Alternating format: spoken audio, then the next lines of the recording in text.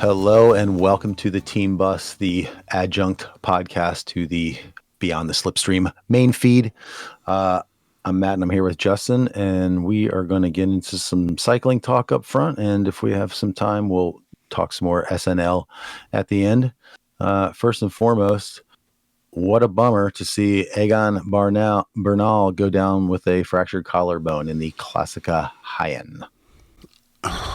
His form looked so good, and he's such a nice guy, and it's such a he's had a really tough couple of years with really big injuries, and here he goes again.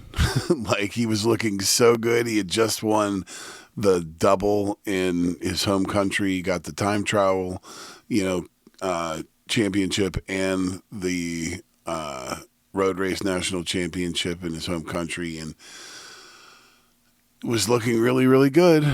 And went down, and here he's gonna be sidetracked. I mean, I'm sure we'll see him race again this year, but I don't know. I don't know that we ever see him get back to his former glory. I think you're putting too much on a collarbone. Like, fractured collarbone is a minor injury. It happens to many cyclists. I don't know. Could you say probably a majority of cyclists get a collarbone at some point in their career? It's a tiny little bone. It heals very easily, and it is also not an injury that prohibits you from trying to maintain your form. You might have to stay off the bike for a week when you get a collarbone, but he's not going to lose that much. I mean, he is still in content. I don't know what his schedule was this year. I'm thinking it was Giro, so it might mess that up a little bit. We might see him go to the Tour instead, but I don't think it's going to totally derail his situation. It's a bummer. It's worrying. Another thing about it happened in the Classica Hayen, which I didn't realize this. This is basically like the Spanish Strada Bianchi. Super stoked to put that into the regular rotation in years to come, because that was a cool ass race. Yeah. And Bernal went down on some gravel, and it's unfortunate. I don't think it has anything to do with him not being a good bike handler or anything else like that. I think it's one of those things. When you race on gravel, I don't think he had any problem with bike handling, because I think he's looked really good in everything that I've seen from him this year so far. Yeah. So it's a bummer, but what are you going to do? Get back on the bike, get the form back up to shape, and see what you can do. He's a bike racer. He'll be back. Well, and that team has been looking so much better than it did last year. I mean, they've been in the mix a number of times, and it just sucks. It sucks to see them lose a part that looked like it was really back for them. So Yeah, and that team, obviously, as we've discussed at length, has really had a tough go of it in the past couple of seasons, especially last year. But this year has started off pretty well for them. They've already got some wins. Pipo Ghana took the yeah, the big win in the first stage. They didn't get credit for it. Yeah, we'll talk about it. Josh Tarling won the time trial a couple days ago. Yeah, they've had some wins. Kind of along the Ineos line, G announced officially that this will be his last year, his final ride per se. What do you think about that? No surprise. The details of the story that I loved are the fact that he's making his last race at Tour of Britain. Very fitting. And I don't know if you caught it, but he said he was talking with Rod Ellingsworth, who's now one of the race directors of the Tour of Britain, to call in some favors so that the last day of the race can go into Cardiff, which is where he's from. Oh my God. I want that to happen so bad. I want Geraint Thomas to go out with like a parade of people in his hometown. Like, that would get me in my feels big time. It'd be waterworks if that happened. So, I mean, I think no matter where that race finishes, since it's in Britain, it's going to be lined with fans, but especially if it was there, like, I just think that would be pure magic. So he's asking them to like change the race. Like, it's already. I don't know how those things work. I don't know if I would imagine the route of the Tour of Britain has already been decided upon, but maybe not. Maybe it's not too late. I mean, if it's not, I think it's not until the end of the season. I think it's later in the season. So Man, that would be obviously, so cool. um, yeah, totally That would be incredible. so cool. Yeah, it's I don't know. It's bittersweet. It's kind of cool though. It'll put an interesting spin on watching G throughout the rest of the year and what he does. And I hope that I wonder if he'll just be taking a back seat role or if he's going to go after some stuff. I hope he still tries to go out and go out on a high note. I would think so. I mean, that seems to be like his character. If he's a bike racer, he's like Egan Bernal. Like he likes to win races, and especially it would be amazing to see him catch a stage of the Tour of Britain in his last stage race. Yeah, So I think it could happen. It's possible. One absolutely. last bit of magic. It's not that every one of those guys that are riding beside him on that day are gonna turn themselves inside out for him if need be. Well, and what a career, dude. I mean, like, you know, he's a legend, man. He's an absolute legend. Hmm. Um, yeah. So looking forward to. I mean, yeah, it is definitely bittersweet, but I'm looking forward to witnessing his last season. And as we discussed last week, I mean, he's a guy, a person, not just a bike rider that you and I both admire very, very much. Um, so We'll keep an eye yeah, on him. So Garen Thomas. tell me about the classic VAR because I Yeah, did not watch any of this. Just entirely too much other stuff to try to keep up with. yeah. So Classic VAR is a 1 day race that used to be part of a stage race called the Tour du Alpes Maritimes.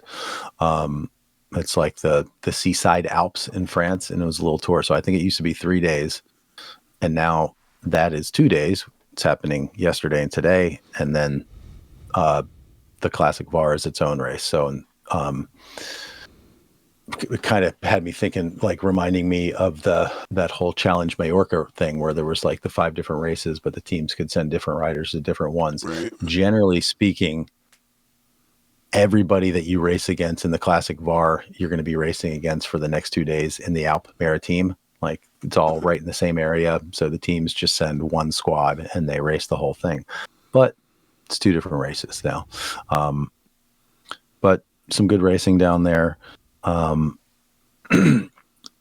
Astana, XDS Astana got their first win with Christian Scaroni. It was a mountaintop finish, kind of similar profile to the 2 races from last week that Buitrago and Vocalan won, where it's just sort of a not a crazy steep climb at the end, but some steep pitches, but uphill finishes, and it was interesting because both Buitrago and Vocalan were in this race. They were both in there in the mix at the end of the race. So you're thinking, clearly these 2 dudes are on form and they're going to be battling it out for the win. And instead, they took fourth and fifth. Like they weren't even on the podium. Um, and Did they just get gassed, or were they just not in the lead? I don't know. They got beat by the other 3 guys. I guess I really don't. But this guy Christian Scaroni from Astana took the win. If you watch it, you can go back and watch the last kilometer or something like that. But I will tell you, there is a terrific slow-mo head-on shot. It's basically them coming around the final corner and then coming right up to the finish line. And it's a great slow-mo. Like it's crystal clear. And the look on Scaroni's face, the look of determination is just great. Like take a screen capture of it. It's money. Like he turns back to look to assess where the guys are one last time, turns his face in, and it's like, got to do this now. Got to put this thing to bed, because they were right behind him. So it was really, really awesome. So yeah, now the Alp Maritime thing is going on, and to be honest, Scaroni was in there at the finish on stage one yesterday, but I just cannot remember who won it. I think I watched it just before we got on our call, but I can't remember. I can't remember who won. So there's a little bit more stuff for us to watch if we feel like it. Otherwise, not a whole lot more extra cycling stuff on my radar right now. Yeah, there wasn't a lot going on this week. It's all racing. Everybody's in the racing mode. I was disappointed to see Olav Koy go out early in UAE. That was one thing that happened kind of in that race that we didn't talk about because he wasn't a factor. Obviously, it was cool for Dan McClay. But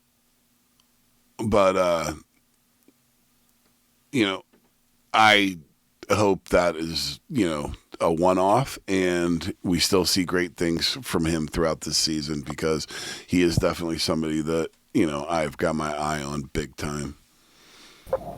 Yeah, he is right there at like fourth or fifth position as far as top sprinters in the pro peloton.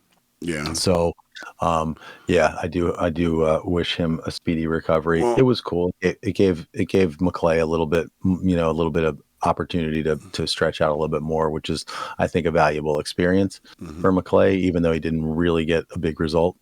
But I'm with you. Yeah, I would have really liked to have seen him get a chance to go up against those guys and see how that kind of revamped sprint train at Visma has, what it looks like. So it was disappointing that we didn't get to see that. He pretty much went out like halfway through stage one, right? So like he never even he got dropped like in a early climb or something, just never came back. So he had to. I didn't honestly dig into it, but I mean, I'm assuming he got sick because he had to abandon. Oh, it wasn't a crash.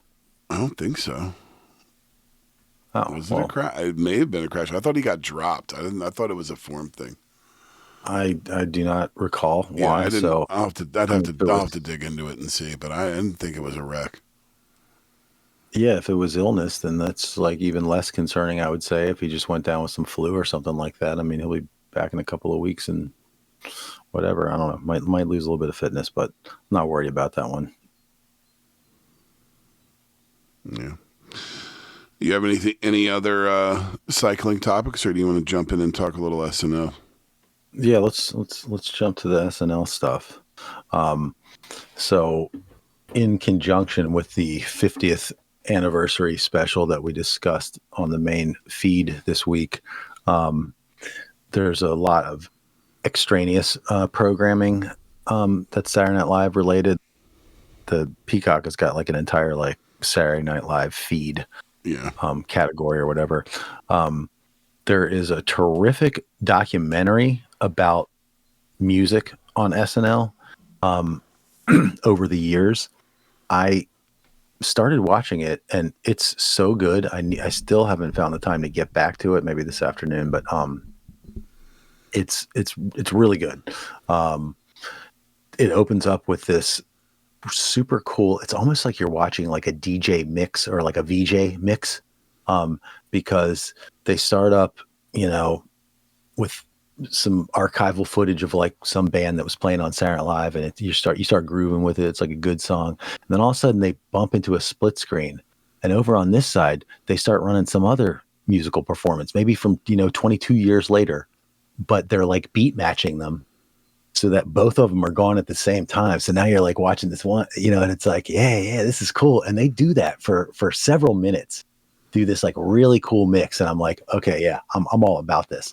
And then they get into the documentary, and there's talking heads, and it's a bit more of a conventional documentary, but you forget about how much good stuff is on there. And they also go through some of the like moments. I haven't finished it, like I said. So I'm pretty sure they get into the Sinead O'Connor thing at some points. I'm really keen to see that. I'm in. Yeah, I'm definitely that's the SNL music special. Yes, and it's directed by Questlove. Oh. Okay. Yeah. Okay. I'm in. I'm totally in on that. And considering, I don't know if you saw Summer of Soul a couple of years ago, that was also by Questlove. Like, that guy's got chops. That guy can put together a music documentary really, I He's like a pretty much as super good. smart guy. Yeah, as good as anybody who's doing it these days, who's making music documentaries. I put Questlove right up there, um, and that interestingly, Questlove also a very big part of the anniversary concert. That is another one of the pieces of the SNL 50th anniversary puzzle. So on the show was Sunday night. On the Friday before, they had the anniversary concert. It was pretty good. So I did watch that whole thing. I wanted to see that whole thing before I saw the anniversary show. So I watched that, and I will run through some of the notable stuff from that thing, and you can react to it. So we mentioned in the anniversary show that Miley Cyrus and Brittany Howard did the Prince song. They opened the anniversary concert with crazy little thing called Love. Actually, no, they didn't. I didn't put what the opening thing. The opening was Jimmy Fallon doing Blues Brothers. I What did would have see been that. what would have been really cool is if like Dan Aykroyd would have been there doing it with them. Like that would have put it into the stratosphere, in my opinion, just to have Aykroyd out there doing that. But as we discussed on the main show, Aykroyd was one of a few very notable absences from the whole thing. So clearly he couldn't have been there either. So yeah, so that was the opening. It was good. And Jimmy Fallon is kind of in that whole NBC world, so I think he's kind of a good choice. He's a host kind of a guy. He is their flag. I mean, he's the host of the Tonight Show. He's their flagship, entertainer guy. Yeah, he is their Ryan Seacrest. Yes. So, excuse me. But then next out, so you had Miley and Brittany doing a crazy thing called Love, and then bam, Eddie Vedder comes out. He teases Elvis Costello's song "Less Than Zero," which is so Elvis Costello back in the day on SNL, back in like the early '80s, came out. He had a song called "Less Than Zero" that was a hit song at the time. Saturday Night Live wanted him to play the hit song. He didn't want to play that song, right? He wanted to play another song that he has called Radio. Comes out, they start the song. They start playing Less Than Zero. They get like 10 seconds into it, and he's like, no, wait a second. Stop, guys. I don't want to play that song. I want to play this song. 2, 3, 4. And they start playing. And they play Radio. He gets banned from the show. He never makes another appearance on Saturday Night Live until like mid 90s.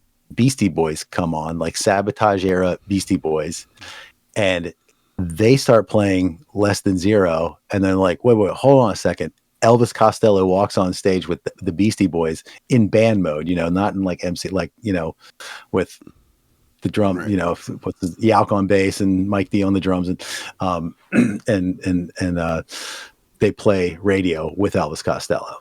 So that's so cool. Very cool to see Eddie Vedder tease Less Than Zero, and then he stops. He abruptly stops and he plays the song "Corduroy" by Pearl Jam, which is like an amazing song. That's like that. I did not know that he played Corduroy. I'm so in on that. That's one of my favorite Pearl Jam songs. Oh man, I love that song. It's on Vitalogy. It's one of my favorites, man. I couldn't tell you how many times I would try to get a band that I was into to play that song, and they'd be like, "What song?" And I'm like, "Corduroy." So that was cool.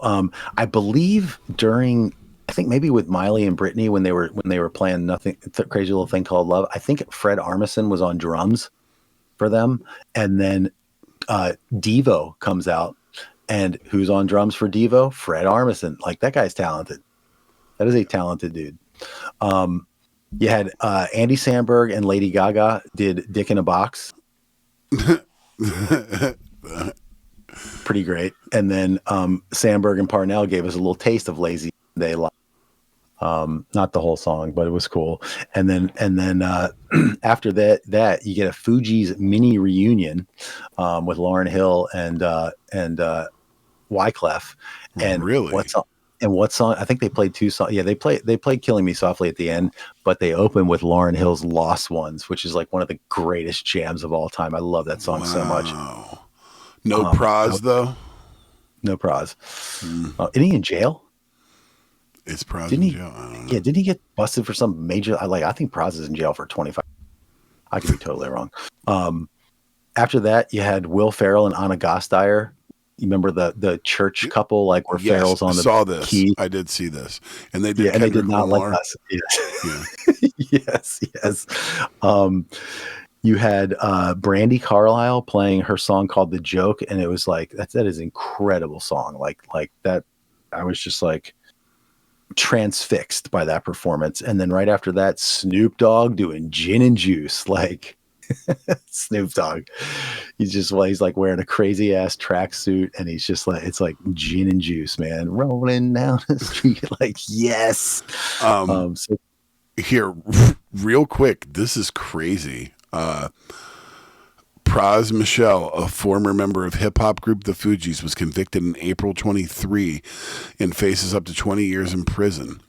Charges acting as an unregistered foreign agent of China, conspiring to make illegal campaign contributions, witness intimidation, money laundering, and campaign finance violations. yes. What? All right. First of all, is there a documentary about that? And if there is not, can someone please make a documentary about that? Because I want to watch it. That's crazy. Wow, all right, dude. let's finish this out right. because we're Yeah, kind of go up ahead. against it. I'll run through. So after that, you get a killer performance. It was Arcade Fire with David Byrne, St. Vincent, and the Preservation Hall Jazz Band. They did Heroes by David Bowie, but then they did the song Wake Up by Arcade Fire, and that song is incredible, and like having this like giant group of people out there and everybody embraced it. It was really cool. They had Bonnie Raitt came out and played a couple songs. She played one with Chris Martin playing the piano, but like he just played the piano. Like, why are you going to get Chris Martin out there and he just like accompanies somebody on piano, like with no vocals? I'm like, I don't know. Kind of seemed pointless, but brought the house down. And then I don't know, did you see the post Nirvana reunion that came out like a couple weeks ago where Grohl, Novoselic, and Pat Smear got together with 4 different female singers to do a bunch of Nirvana songs? No, I didn't see that. I mean, I've seen them get together, over the years, but I did not see that they did something new. Yeah, it was the first Nirvana reunion like ever, and they played like 4 songs. The artists were they had Kim Gordon from Sonic Youth, they had St. Vincent, they had Dave Grohl's daughter. She did All Apologies, which is really really cool. And then there was Joan Jett. I think Joan Jett did one, and then I'm missing one. But anyways, notably they did not play Smells Like Teen Spirit. On the Saturday Night Live 50th anniversary concert, they played Smells Like Teen Spirit with Post Malone as the singer and singing and playing guitar. And it was cool. That's the only song they did, but they call it post Nirvana. I'm on it. All right. And then you had, I got to get on this. I might try to watch this with my wife tonight. They had David Byrne and Robin, like pop singer Robin, doing Dancing on My Own, which is one of her songs. And it was introed by John Mulaney, and it was hysterical. That guy, John Mulaney is hilarious. He's like one of those, like, just can't help but make a joke with every sentence that comes out of his mouth. He's hysterical. Cher did Do You Believe in Love at 78, wearing some crazy outfit. It's like insane. The woman's 78 years old. But then amazing closer, Jack White, does Rockin' in the Free World by Neil Young, and then finishes with Seven Nation Army. Good night. Like, perfect. Played that song in a band many a time. Love that. Nice. Tune. Nice. Well, that puts us up to it. So with that, we will bid you adieu and see you next week for another ride on the team bus. Ale.